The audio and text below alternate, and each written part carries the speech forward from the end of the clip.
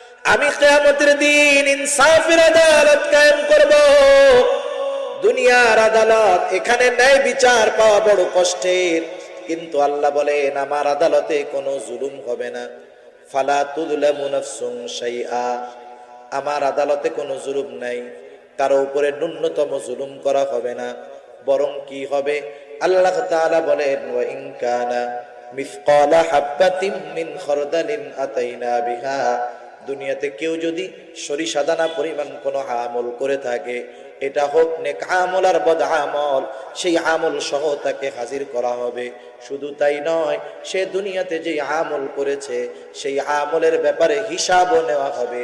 এত মানুষের হিসাব আল্লাহ কিভাবে নিবেন? আল্লাহ বলেন কাফা বিনা হাসিবিন। সুবহানাল্লাহ, হিসাব নেওয়ার জন্য আমি আল্লাহই যথেষ্ট। সুবহানাল্লাহ বলেন না? এত মানুষের হিসাব আল্লাহ তাআলা নিবেন। এইবার আল্লাহ রাব্বুল আলামিন ওই বাদীর অভিযোগটাকে গ্রহণ করবে। আর আমাদের দেশে কি হয়, অভিযোগকারী যদি দুর্বল হয় 10 দিন পুলিশের পিছনে ঘুরে মামলাই নেয় না, আছে না নাই? বিচার পাওয়া তো বহুদূর, অভিযোগটাকেই গ্রহণ করে না। কিন্তু আল্লাহ তাআলা সাথে সাথে বাদীর অভিযোগটাকে গ্রহণ করবে এবং এই ব্যাপারে বিবাদীকে জিজ্ঞাসা করবে যে এই যে লোকটা তোমার ব্যাপারে অভিযোগ দায়ের করলো, অভিযোগ সত্য কিনা। দুনিয়ার আদালতে মিথ্যা সাক্ষী পাওয়া যায়, দুনিয়ার আদালতে মিথ্যা বলা যায়, কিন্তু কিয়ামতের দিন বলেন তো মিথ্যা বলার কোনো উপায় আছে নাকি? কিয়ামতের দিন কেউ মিথ্যা বলতে পারবে না।